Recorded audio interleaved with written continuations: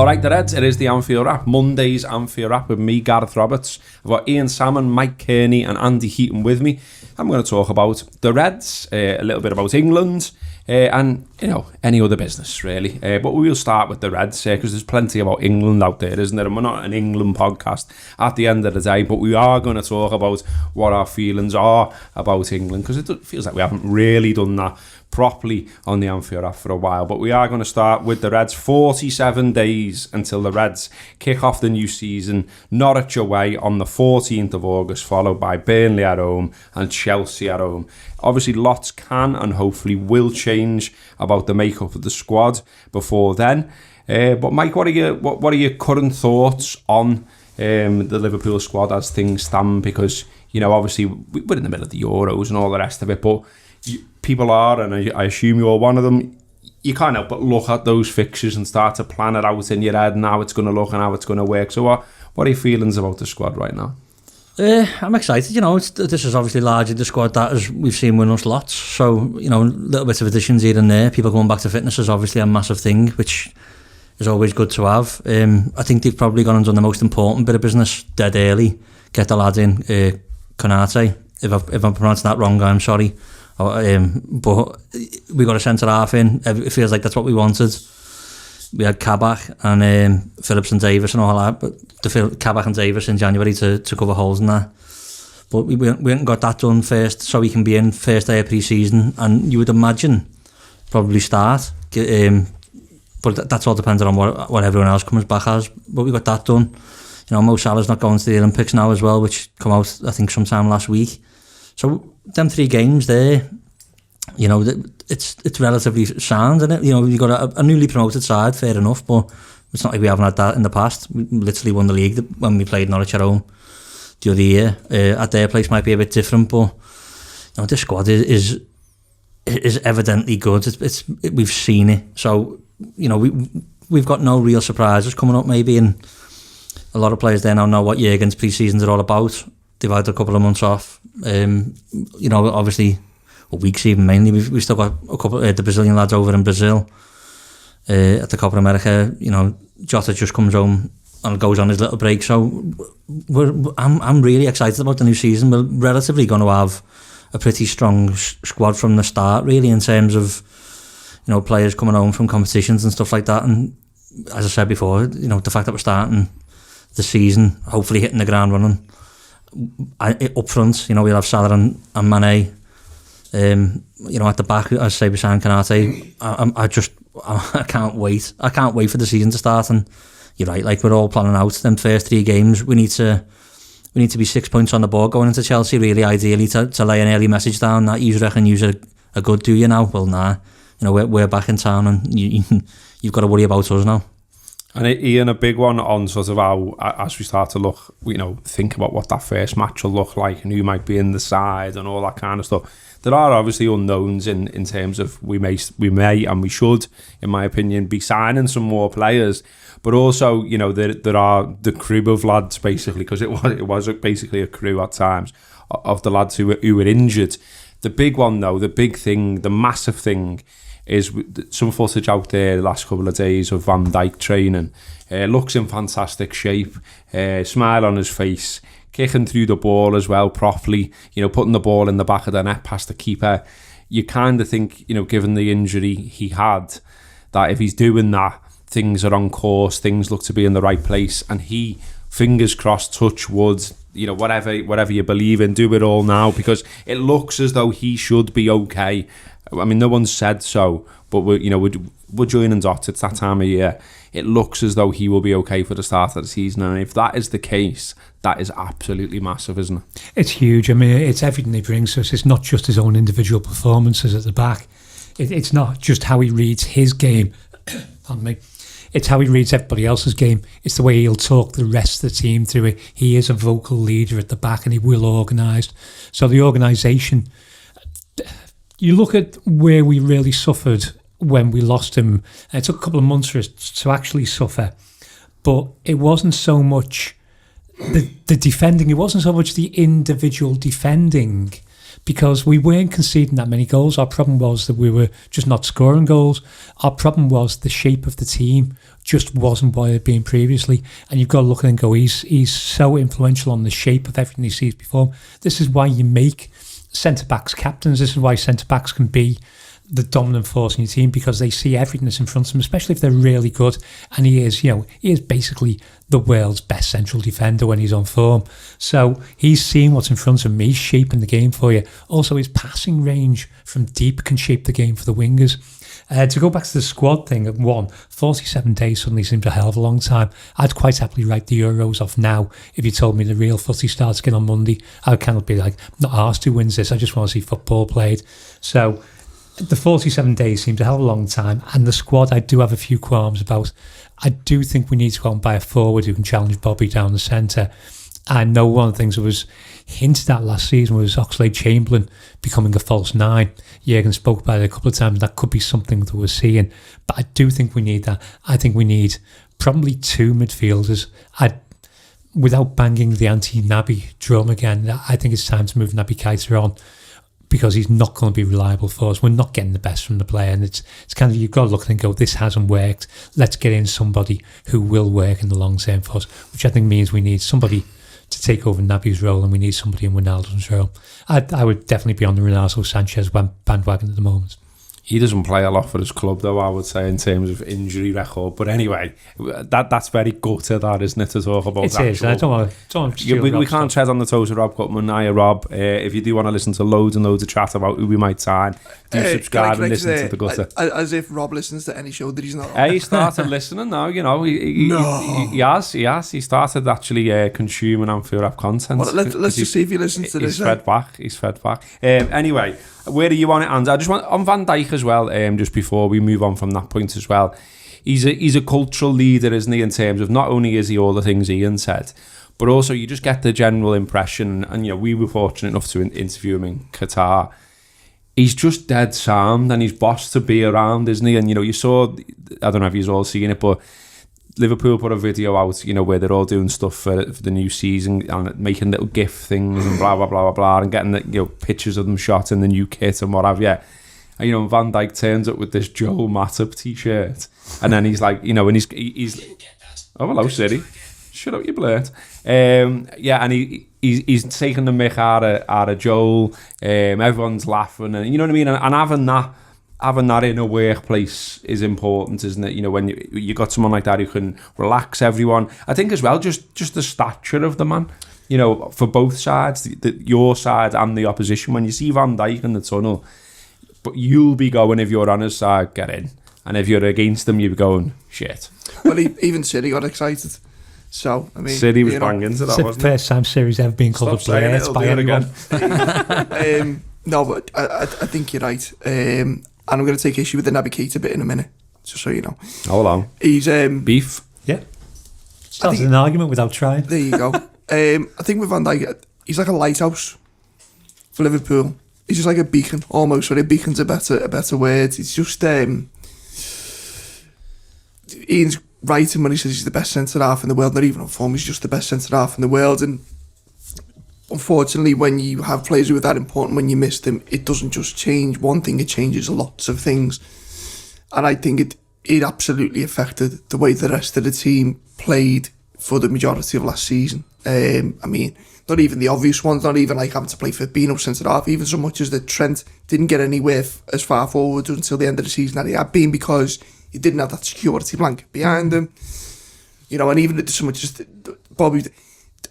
You were just so many cogs in the machine, and then you see the effects of it. So you say it's about Bobby Firmino. I'd like to see... I'm curious as to whether Firmino has the season he does if these injuries we had hadn't happened.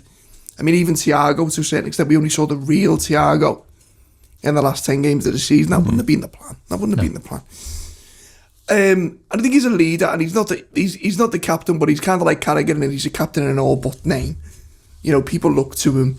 I mean, he goes back to the goalkeeper, Alisson. All right, he finished the season sensationally, you know, like the most dramatic fashion ever. But I think the goalkeeper missed him, and that isn't a criticism of Alisson's quality. We all know he's one of the best in Europe, if not the best. But when you're so used to, especially in defence, playing in partnership, people talk about squad rotation, but I think, especially in centre defence with big sides, they never generally rotate the centre halves unless they have to.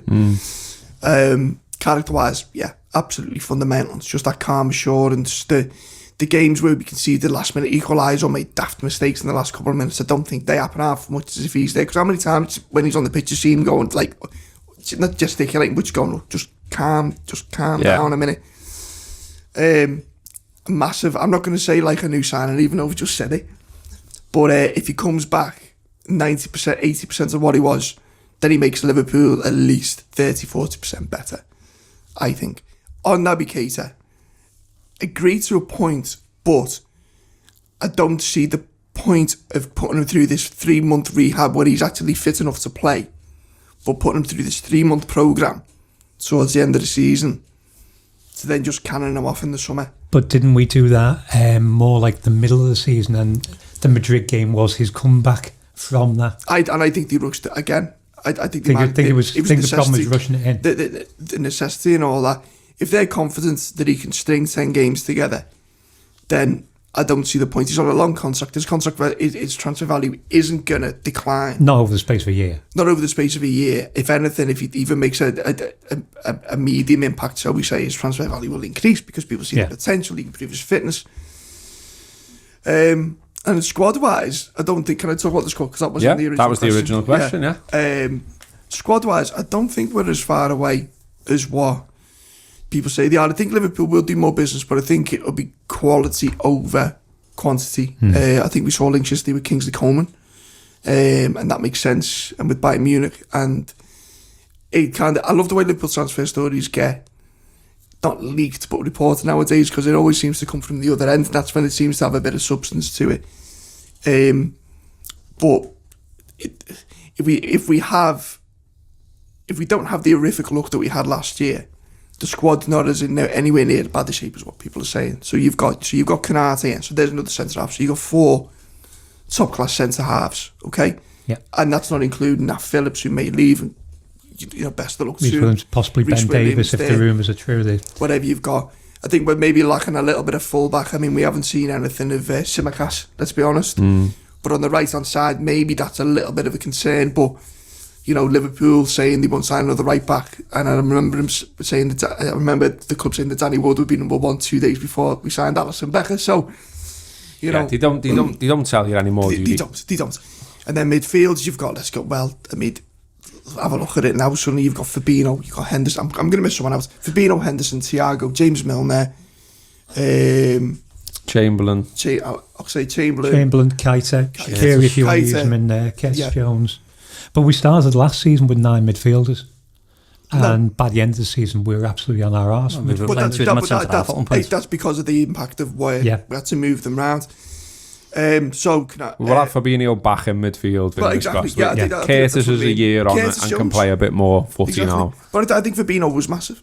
And then you look at the attacking unit. If you want, well, we've just been linked to Coleman. I think that if they sign anyone anywhere, it'll be in that area, whether it's central or more back up to Salamane and Jota. But we're not. It sounds ridiculous to say we're not lacking in depth given what we were looking at last year in some of the benches, but the fact of the matter is it was almost as bad as Souness era, injury wise. So I'd rather than... I genuinely think it was far worse. I don't think Souness's era actually impacted the team as a whole as much as last season did. Poor Phil Boseman. Still getting shit all these years on. I'd rather them throw their eggs in 2 very expensive baskets than try and pad the squad out. Because what's the point in the academy either if you can't do that? Yeah, well, the idea of using Conor Bradley at right back, I know nothing about Conor Bradley at all. People are saying he's too young. Well, he's the same age that Trent was when Trent broke into the first team. So... Is he too young? Trent was generational talent. Yeah. Trent's generational. But Conor Bradley could be old enough to do a job. But isn't that what Neco Williams was supposed to do? And I'm not knocking Williams, by the way, who didn't, all right, he's a detractor, but it's the same thing as that. It's the same problem you got with Van Dijk, is that when the level is so high, the drop-off's going to be massive. The drop-off is massive. And with Neco Williams, the first season, he showed us what he could do. He looked a solid right back who could get forward and attack in the way old-fashioned attacking right backs used to. Neco Williams last year, Van Dijk and all, if you've got a relatively stable back four and then you start him against West Brom, he's sound. Yeah. But you're throwing in a Neco Williams when he's playing next, and this, again, isn't criticising given the circumstances, but when we're playing with the centre-half partnership of Ozan Kabak and Nat Phillips or Rhys Williams, what do you expect? On the targets, Mike, and on who we might buy, I mean, business still seems generally slow. It's almost like, the Euros are on, and then the players who aren't in the Euros are perhaps having a break, and people who work for football clubs are probably having a break as well. But do you think also that there's maybe a bit of brinkmanship going on, like a sort of, who blinks first in the transfer market? Because there's a lot of targets rumoured, there's a lot of deals that, people in the know, etc., as is always the case at this time of year, coming out the woodwork, say Liverpool are into X, Y, Z, but none of them are sort of, the only one, Newhouse got sort of confirmed almost that there was Liverpool interest in terms of the journalist that said there was interest, but equally then it was like, but they're just waiting. Well, what are you waiting for? Do you know what I mean? Like, this is what I mean about the brinkmanship. It feels like everyone's sort of looking what everyone else is doing at the moment, and maybe just biding the time. But like I say, it's only 47 days until the season kicks off. Yeah, I mean, they probably got like a plan A where everyone sells for what we want and or more. And then we can go and get, like Andy was saying, maybe 2 or 3 really, really good players. But if they don't get what they want in, because there will be a target, like everyone hates to say about it, like in terms of sell to buy. Yeah, but it's a business, isn't it? So they're not just going to, lash loads of money down the drain and not think about what's coming the other way.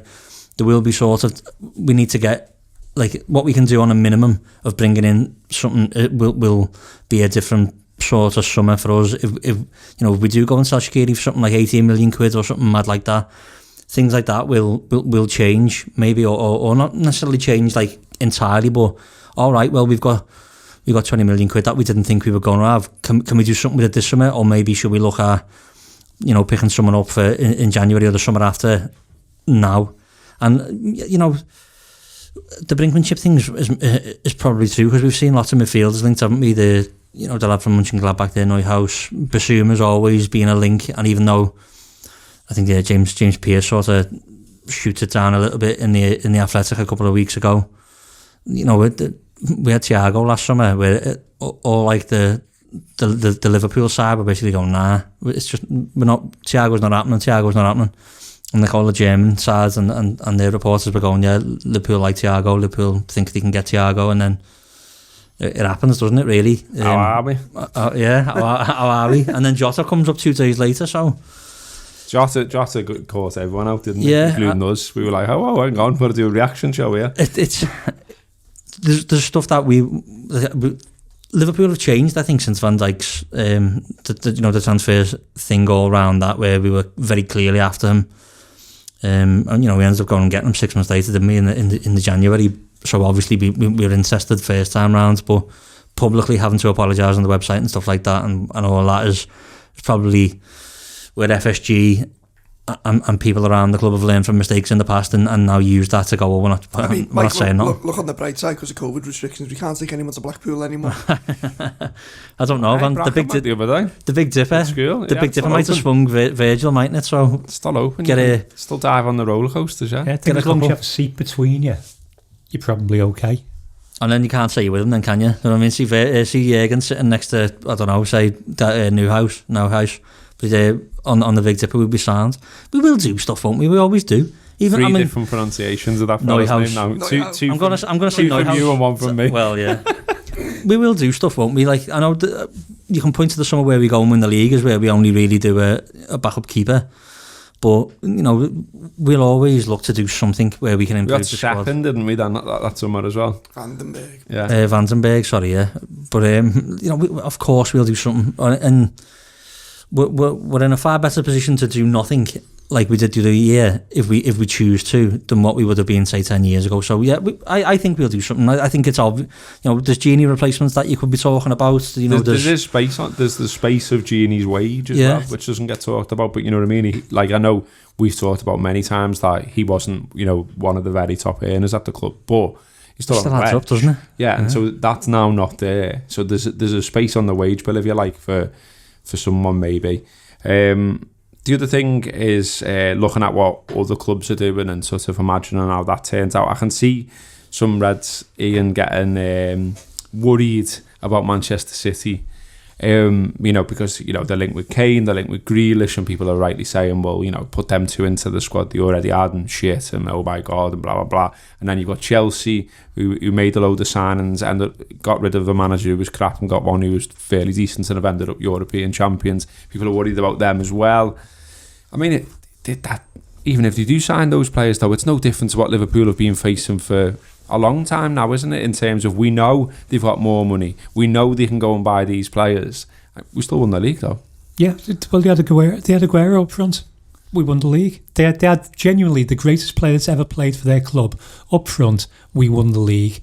Harry Kane scores goals usually, and obviously he had a good season last season, but Harry Kane's game has changed. He's having to drop deep because the pace isn't there anymore. If you've watched him play in any of the England games, the pace isn't there. He can't run onto the ball. Now, Grealish is an excellent footballer, and he could make a difference. But if they don't buy Grealish, they'll buy somebody else equally impressive and expensive. They'll buy someone from somewhere, because it's City is what they do. And they still want to win the Champions League, and they're still not managing it. So they will improve. Fine. Jurgen's always said he doesn't want to be the best manager. He wants to manage the best team, and he wants to beat the teams he's not supposed to. That's always been his ethos. What did Guardiola say when they won the title a couple of months ago? If people think this is only about money, they made a big fucking mistake. Funny that, isn't it? Yeah, but let's go out and spend. Well, they're talking, and this could be part of the whole thing about why no one's actually leaping on anything yet. Nobody knows how much football would cost at the moment. Post-COVID, we don't know what the market is. But people are talking 150 million for Kane. I know it's only paper talk, but it was talk last week. Kane, it's a price of 100 million plus 150 million guaranteed, and you could have either Sterling or Laporte or somebody else. I was like, take the money and the players, because Spurs are getting a really good deal if they do that, but because he's not the Kane he was 3 years ago. I've got to dive in on this though. Has anyone told Raheem Sterling? Well, yes, he wasn't happy apparently. Do you know what I mean? I'll just sign for Spurs. Yeah, nice one. Cheers, Gaffer. When he's actually looking for his Madrid move, isn't he? Well, I mean, sorry, I interrupted you then. Sorry, no, it's okay. More these mythical swap deals that never ever happen. No. I just find them fascinating. No one's ever seen it. Well, the closest to it was Hoover. What's his name? Hoover? The closest one we've done was last season with Jota. No, even then it wasn't really, because it wasn't a partial deal. If we're talking about similarly valued players, Kev Stewart, Andy Robertson, which is mad when you think about it. Out for 8 million, in for 8 million. Yeah, but if you're talking about Kate, listen, Harry Kane's an exceptional forward. His figures last season were pretty good as well. They were, but he's not getting any younger, is he? I don't think he's anywhere near fit, and he's 27. And I think if City sign him, it's a good sign. If they sign Grealish, it's a fantastic sign. Yeah. But the problem you've got, and this is the problem Liverpool have, and what people don't understand about Liverpool, when Liverpool are at the best level, the better you get, the margin for improvement gets ever smaller. So whereas Harry Kane, if Harry Kane signed for Everton, they'd probably double their output. Yeah. Goals wise, yeah. If Harry Kane signs for City, they'd like probably 1%. Score about 5-6 more. Yeah. Possibly. So where's your par? Do you know what I mean? So you're spending 200 million up, maybe, well, if they sign them both 200, 220, 250 million, whatever. To possibly add 5 points. And still possibly not win the Champions League. That's the reality, and that's the world that we live in. We've proven we've done it before. We can do it again. We can do it again. But it does make a mockery of the supposedly, well, both the brand City are trying to build and any remnants of financial fair play. Yeah, I mean, that's completely gone, hasn't it? With a straight face, with the comments coming from the club about saying, "Oh, it's not about money. This, we can't afford strikers." That. If I was in the comms department to sit in, Gareth, you've worked in comms, you know more than me, I'd be like, lad, shut the fuck up. Because every time you say something, anytime we do anything, like, hang on, 3 months ago. What about that? Yeah. What about that? No. Except what, embrace it. The fact that they're so prickly about it means it's a sore point. I think especially for Guardiola. The fact that he comments on it so much. Yeah, that's what it's about. It's ego. It's the whole thing that he's never been challenged to actually build a team. He's never managed anywhere where he hasn't had access to the best players on earth. That'll always be points at him though, because Barcelona, Bayern Munich, Man City, and if he does go on from anywhere, it almost feels like he's got to go and do it nationally. Yeah. To then go, well, you can't go and buy anyone. You've got to use the Spanish squad that you pick. That will always be points at Guardiola, and the fact that he brings it up and says it after he's just won a title shows you how close to the surface that always is with them. Let's not get away from it though. His teams play fantastic. Yeah, of course. Oh yeah. Brilliant, amazing football. Consistently. But you need the tools to be able to do that. And if that means you're spending loads of money, then you're not putting the cart before the horse. I mean, that's like me saying, "Oh, yeah, I'm the world's fastest driver, but I can only do it in the world's fastest car. Stick me in a Fiesta and see how we go." But if Pep wants a challenge, the England job. Sam here. Oh, toast from me. Well, listen, whoever we buy and whenever we buy them, it'll be discussed beforehand on the gutter, no doubt, and we'll react to it as we always do on the Anfield Wrap. Our reaction, of course, but also of the people who know the player best. We will be doing specials when and if and when Liverpool do buy some. So we'll wait and see on all that. But yeah, change the subject now. I want to talk about England v Germany at Wembley tomorrow, 5 o'clock, 45,000 crowd in there. I'm pleased to see a crowd, I've got to say, and the crowds at Euros, in the Euros generally, has been good to see. Feels like a step in the right direction for what we all want, which is getting back to normal and getting back into the grounds and all the rest of it. But on England, we haven't really got into it, I don't feel, across Anfield Wrap content about how we feel about them, why we feel that way. Some really relatively tame stuff when we've mentioned it in passing seems to have provoked some quite mad comments in some of our comment boxes. So I thought we'd talk about it a little bit more in depth on today's Anfield Wrap, so let's really get into it. First of all, I would say that it is absolutely fine, of course, for anyone to like England, watch England, support England, and plenty do, but plenty don't as well. So what I'm going to do is ask everyone in the room your reasons either way. So Mike, I'll start with you. Your reasons either way on supporting or not supporting or ambivalent or whatever it may be towards England. What's your thoughts, mate? It's strange because, growing up, you're obsessed about getting footy kits and that, and I used to get the Liverpool kits all the time, but I did used to buy the England kit or have the England kit bought for me by parents and stuff like that, and nowadays it's more of an ambivalence. Like, as I think you said there before, it's like I like the players. I clearly like Jordan Henderson. I think he's a sound lad. Does a lot for a lot of people that he doesn't need to but does, and you only hear half the story, and it's a lot for it's a lot for a lot of the players in England. I do think they all seem to be genuinely sound lads. They're all always, in my opinion, on the right sides of most things that people like to say are political in football that clearly aren't. So that part of it I'm all fine with. For me, it was like, I remember watching the World Cups in school, and being into footy, and at that age you just want to watch football, play football. Everything was football. So I remember watching the World Cup in Japan, and then maybe 2004 is like the last real time I remember being slightly arsed about England. And for many reasons, really, it's as I've grown older, I've just become more ambivalent about it. For once, I don't know why. Maybe I was just growing up and changing and stuff like that. But then, I started going to match every week, and I was more bothered about Liverpool. And then there's all sorts of factors. Look, it's not just I don't like England, so I don't want England to lose. Like, I've always just seen myself as from Liverpool first and foremost. So Liverpool will always get everything that I throw into football. And as that got older, and there's just been less and less reasons for me personally to be asked about England, and a lot of England support maybe is fine. You support England, go knock yourselves out. Harm anyone. Support England, do what you do. But a lot of what we see and the negative stuff is, well, it's never going to pull me back in, sort of thing. You know what I mean?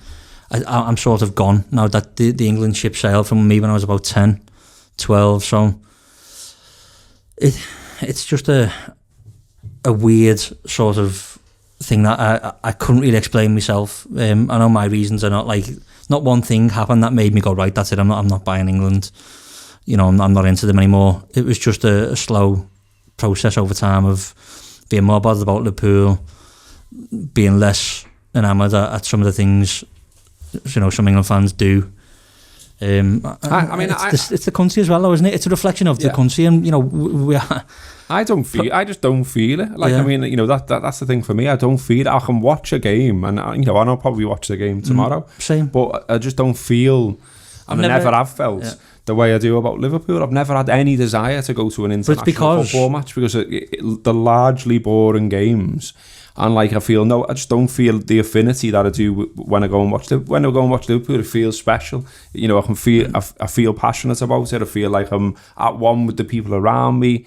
I feel part of something. That's the biggest thing for me, to being at one with people around me, and the fact that there's look. I'm not saying there's no Liverpool fans out there who aren't divvies, because there clearly is. Yeah. But for me anyway, in my personal experience, there's 99% of people who are like me, who think like me, who value the same things as me, and that's what I'm in it for. I'm just in it to have a good time and stuff like that. And you could easily sit there and say the opposite to me, and why if you did get involved in England, there probably is people like you, but I didn't I've not grown up around them, to be honest, and I just couldn't be bothered going to an England game, and because it just wouldn't feel the same to me. And I've sort of been a bit jealous of the Scottish people who've got to celebrate their, because the way I see it is they more support it like a club.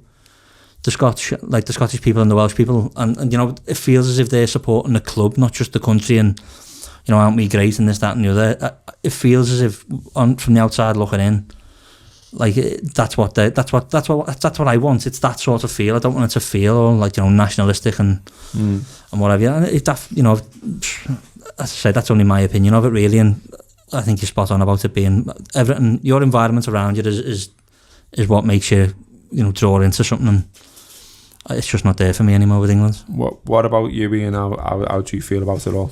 Honest to God, if I'd known this was coming up, I would have notes. Lots of notes. This would be the longest thing I've ever done. Even longer than your season? Oh, God, yeah. Somebody the other day said they want to earn my 25 minutes on the government and nationalism. And the thing is, with England, there are two sides to it. There's the football side and there's a national side. And I don't mean national side in the team. I mean nationalism and patriotism and all the jingoistic nonsense that we've got going on at the moment. As a football team, there have been a couple of occasions where I've been an England fan, where I've supported the team. I think they were 96 and 2000. There was one competition where I actually had the red away England kit. Not the kit, not the whole kit. I wouldn't go full kit, that'd be ridiculous. Shinnies and that. Yeah, the whole shinnies. the whole no. So I got the top, but there was one season where we had the flags on the car, but it was for the kids, because I think our Tom was about 4 at the time, so it must be about 2000. It was kind of like that national identity that we had, and this is where it could get convoluted. You get the national identity of England from the Britpop era going forward until about 2000. So you basically get the national identity that we had from Britpop through the Blair, Cool Britannia thing, where being English was actually something that was quite cool for a time. And then you get the Tories elected, and at that point, the national identity becomes nationalism again and brings us to where we are now with Brexit and all that nonsense. So there was a period where I embraced the idea of, well, it'd be nice to see England win things, and it's good for the kids. So, our Tom's in the car seat in the back, we'll put the flags up, it'll be great. And the reality of England as a football team is they're generally not very good, and they don't play good football, and basically never have. I will be 60 in a couple of years. There are probably about 5 decent England performances in my entire lifetime. The Italian 90, we were terrible.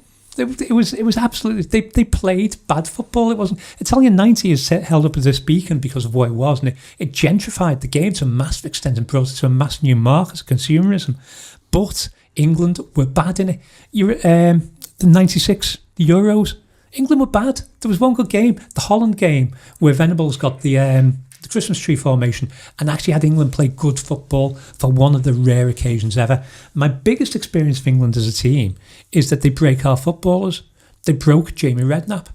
They broke Daniel Sturridge. Broke him massively. We sent Daniel Sturridge away with England, and we say, well, this lad here, he's had a couple of injuries and he's got his own specific training routine that we need him to follow. And they go, yeah, sound, whatever. And they make him do what they want to do, and we lose Sturridge. Basically end Sturridge's career for Liverpool. And that is my experience of England all over. Plus, England's fans have been, throughout the decades, shameful to their own players. Their treatment of John Barnes as a fan base was disgusting. The racism that Barnes suffered from the people he was playing for was absolutely disgusting. The way England as a team treated our gifted players, they didn't know how to use Barnes, they didn't know how to use McManaman. One of the best England performances was the 5-1 against Germany. What's that? That's Liverpool beating Germany 5-1 for you. Now get a grip and treat us with some respect. Well, Gerrard got pelters off a significant number as well. And one of the worst things, it's Beckham. I have no problem with David Beckham. I'm sure he's probably a fairly decent bloke. And if you went out for a pint with him, he'd be a decent lad. And the way England treated him after his sending off, the way those fans, the stuff they said about his wife and his kids. It's tabloid-esque, isn't it? It's absolute tabloid-esque, and it's generated by the tabloids. And it's what we were talking about on the show last week about the whole the turnip thing. It's that attitude from the tabloids, and we know which tabloids lead this. And the fans embracing. The fans were hideous towards Beckham, who'd done nothing other than, it was a petulant sending off. There's millions of petulants sending off. But my bigger deal with England now is their fan base, because it is nationalistic, it is jingoistic, it is, as predicted, embracing the idea of 10 German bombers, and the RAF from England shot them down. It's kind of like, you're talking about a war 60 years ago, 70 years, 75 years ago, you're talking about something your parents didn't encounter. Get a grip. This is not what it's about, but this is what our country's become. Our country has become this national identity that's so insular and hates everybody else that we've become a hateful little country. It's a horrible place to be, and that's very much reflected in a section, and I will say it's only a section, it's a section of the England fans, but it's a vocal section. It's a vocal section who's boo the knee. No, genuinely though, like it's a reflection of society in this country. And like it is loud, but it's not shrinking, it's growing, sort of thing. Like that's probably where I am on that side of like I just don't want to be involved in any of that, and like not that it's the main reason to be involved and be an England fan and support the England footballers, but it's just one big thing that's starting to grow. That's not half off-putting, isn't it? Yeah. It makes it hard to support them as an identity, but also as a team. If they win against Germany, I'll be like, yeah, sound, you've got a chance of getting the final. If they lose, I'll turn over and see what else is on telly. It won't affect my life one iota. I won't think about it 5 minutes afterwards.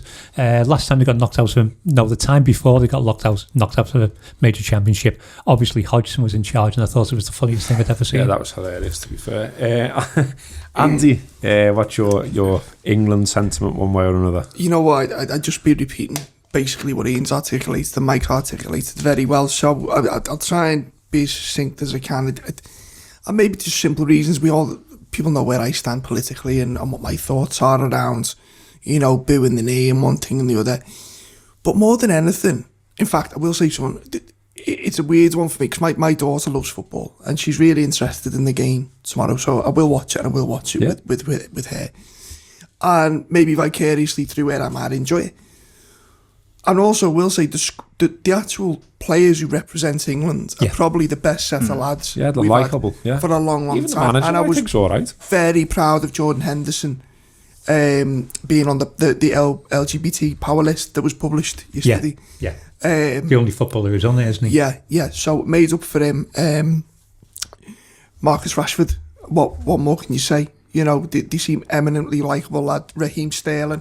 Yeah, it's ironic, isn't it? Because it's everything we are, they are, but it's everything that their supporters aren't. That's what I'm saying. They are. That's the lads on the pitch. The actual England team are not representative of Team England, if that makes sense. No, and you've got the position. Southgate gets pelters. And all right, he's not a great manager, but he's inoffensive. He's a decent fella, and he's articulate. Yeah. And his article in the Football Tribune, was it, before the competition started? He wrote a really good article about what it meant to him.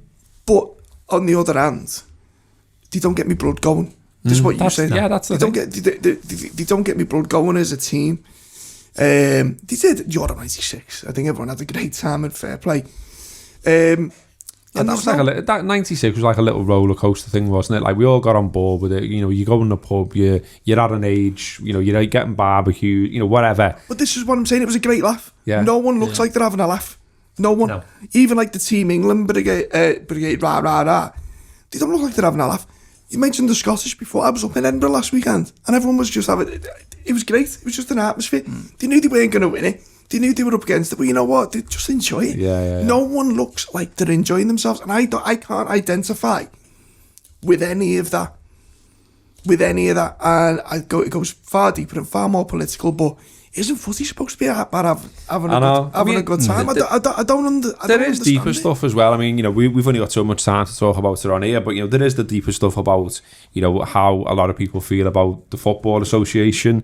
There is the stuff around, you know, the Football Association and Hillsborough. There is the stuff, of course, about how Liverpool as a city and a group of people have been treated politically by the elite. All that is extremely heavy stuff, but it does. And how, as a group of fans, we're treated by other fans. Yeah, well, that or how we as Scousers are treated when we go elsewhere in the country by other people that were then meant to all join together under a flag and support a football team. No, of course. There's loads, isn't there? All of that. Loads, and you need hours, days even, but you don't even have to dig that deep. And I think the reasons you're saying you're spot on. But I'd like to think people who are listening to this will already identify, because we talk about it a lot, let's be fair. You know, they already know all this stuff.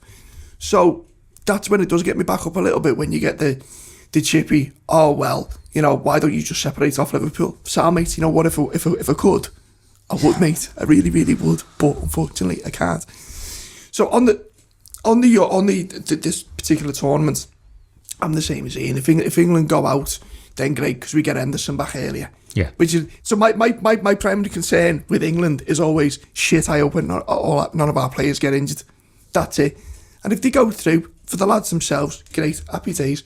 But I just want to see good football. I've got a big question around this, which is... Sorry, Gareth. It's all right. A big question around it for you, Mike, is the idea that... by doing what we do, or a lot of us, by doing what we do and speaking how we speak about the England football team and, you know, the Scouse not English flags and things like that, there's an argument that you're almost othering yourself, you know what I mean? So you're saying like what Andy's saying, you know, like we're separate, we're not a part of you, we don't want to be a part of you. Obviously, that does not reflect the view of every single person in this city, or even every single person who supports Liverpool, not claiming that to be the case.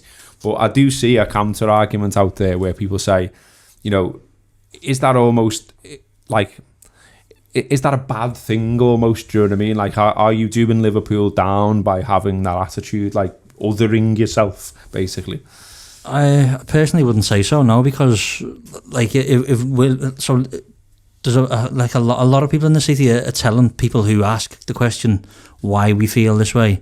So then for someone to turn around and go, well, why don't you just ignore it? Or don't you think that's bad? We're like, no, we're literally telling you why some of us don't, some of us do, whatever. You know, like if I had a friend who genuinely was banging to England or like wanted to support England, I wouldn't be like, oh, you're a wrong and you lad. Do you know what I mean? I'd just be like, go on then, have a nice time. Go to the match if you want, or do this and that. But for me, I don't think it's. You can make arguments, can't you, on the opposite side of every argument, really. Yeah. But for me, personally, no, I don't think it's othering ourselves, and it's not like they haven't. It's not like, it's like as I said before, we've said the reasons why we might feel othered, but from like someone's point of view. But you know, I've been going to Liverpool for ages now, and I come away from grounds going, them Palace fans are all right. You know, they never sang one song about, you know, feed the Scousers, or they just went and supported their own club. Well in. And like, how mad's that you're coming away from a ground thinking about that of a group of people in the same country that, you know, as you said before, you're meant to all get under the flag and support. And, you know, I do get the fact that everyone's different and you're not going to get along with every single person in the world or the country or even your own city. So, you know, maybe maybe a slight argument of it in some people's points of view that it might be a bit other than that we want to be separate, but in my experience anyway, I want to be with, like I said before, I want to be with the people who think like me, who act like me, you know, who are just decent. And I know there's England fans out there who are decent and sound and lovely people, but I'm pretty much having a decent life and I'm quite happy with everyone I've surrounded myself with. So like I just don't see why I'd want to dive out first into the divvies that do associate with England. I always find it interesting when you go abroad on holiday. And I think Mike's exactly right. And I think, you know, probably the vast majority of people go and watch England the sound, but I always find it interesting when you go abroad and on holiday and who you gravitate towards round the pool and say hello. I mean, I'm antisocial at the best of times, but Geordies, Scots. Exactly. Yeah. No, like the ones who don't take throwing patio furniture as a national sport, shall we say. And I've actually been in there when the last Euros, I was away on holiday with my family. And the England game was on, and it was the game when England got beat by Iceland. I think it was Iceland. It was Iceland, yeah. Under Hodgson. And it wasn't like a deliberate thing, but they had it on a big screen. And like, I'm not, again, I'm trying really hard not to tar all over the people. But like, and I don't want to stereotype, but there was a couple of tables where you could tell, even before you see them, you heard them. Like, you could basically paint a picture of who they were, what they looked like, what they were wearing, shall we say. And then the other end of it, there was basically, I think there was us, another family from Liverpool, the kids milling round, family from Manchester, family from Newcastle, funny enough, and a couple of Scottish families just like going, and I'm not saying in any way superior, but it's just the difference. I don't, it's funny how we didn't identify with that. But working class cities, one of the lads, the Manc lad, was actually an England supporter, actively. But he just couldn't be asked sitting the other end. Do you know what I mean? He was watching it, proactively watching the game, and he was disappointed. I took the piss off because a man let England got beat, but he had an interest in the game. But because he didn't make a big hoorah about it, and I think they're the silent majority. Yeah. But that's not what people. So the reason why I said we're abroad, we're in a Turkish resort. What other the people who were there, both the staff and the other nationalities on holiday, what are they going to say? Oh yeah, we saw the lads, he was supporting England, he was sound, he was with his family, or are they going to talk about or get the impression from the dickheads at the front? Extreme behaviour, yeah. And that's it. What do you think, Keith? Do you think any of this ever changes? Because, you know, it's been a conversation for a long time now, and I think we've all sort of admitted around the table there that once upon a time there was different times, you know, at times we all, you know, we bought a pair of shorts or whatever and got a little bit excited when Michael Owen scored a goal or whatever it might be. You're saying you don't get a Twitch on for England anymore? But you know, do you think it ever changes? Like, you know, England have played at Anfield, not for a long time, but they have. Is that the answer? You know, them going around the country a bit more and gravitating away from Wembley, and you know what I mean? What do you have any answers to how this sort of changes in the future? Yeah, vote Labour. Dead simple, that one. Which Labour? That's everyone. Well, I mean, that's completely different. The left-wing version of Labour, I'm trying to rediscover somewhere. I could do half an hour on that one as well. It changes. It does change because it's changed in the past. And I think the moment we're in at the moment is the worst reflection because it's reflecting this country, and this country's identity is being dictated by people who shouldn't be in charge, but are and have a very large working majority. So we've got 5 years of them. So I think if the country, there's a bit of hope last night from France. France has basically rejected nationalist parties overnight. Very low voting turnout, and they still got 43% of that turnout. But France has basically rejected nationalist parties in their election system because they don't control any regions at all now. And you're seeing this come through in a couple of places. The by-election the other week where the Lib Dems won because there was tactical voting by Labour voters. Labour completely plummeted, but took a safe Tory seat. So possibly, as the rest of the world is beginning to reject nationalism, maybe we're in a phase where we will start to reject nationalism. At the point we start to reject nationalism, maybe the cultural identity of the country becomes more all-encompassing. Inclusive. More inclusive. I hate to use the word tolerant because it's not about tolerating people. It's about embracing people. It's kind of like, I'm European, I'm not English, I just happen to be born in England. I've got more in common with a working lad from Paris or Milan or Rome or New York or Brooklyn than I will ever have Absolute with hipster, somebody who agrees. Sorry. Absolute hipster. Yeah, I always am. With somebody who agrees with the Tory government. That's me. My stance is based on the politics, and the politics of Liverpool are left-wing and have been for a very long time. Now, if the rest of the country begins to move back towards the centre in some way, then we might see a point where the English national identity becomes something I feel more sympathetic to. And at that point, the national team would be something that might be more interesting to me. Can you not just simplify it down to like the national anthem while we're at it? Yeah, it should be Jerusalem. Like, But again, no, look at like but it's just a dirge. But it's just a dirge, and I'm saying that like glibly, but it's just a dirge. You listen to like the Italian national anthem, for instance, and they get bang into it. France, there you go. The French one, absolute rammers, so to speak. and we've got that. I mean, there was a comment on leading into the Euros about when Italy got introduced to the tournament, and Andrea Bocelli sang Nessun Dorma. And like, just even like the thought of that name of that song gets your bloods up. Because Bocelli doing Nessun Dorma on the pitch for Leicester after they won the title, absolutely incredible.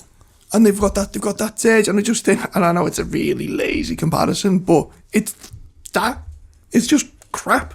And bleh. Anyway, there you go. That has been the Anfield Wrap. A little bit different today. No, the Anfield Wrap is not crabbing there, by the way. We went there. We talked about it. We did something a little bit different. Hope you like it. There will be much more football chat across the Anfield Wrap, video, audio, and on the website, theanfieldwrap.com. If you don't subscribe to the Anfield Wrap as well, do remember that you can download the app, you can get some free tokens, and you can have a go of premium content, see if you like it, try before you buy and all that kind of stuff, and then you can get involved and subscribe. Hope you enjoyed that one. Up the Reds. Up the Reds. Up the Reds. Up the Reds.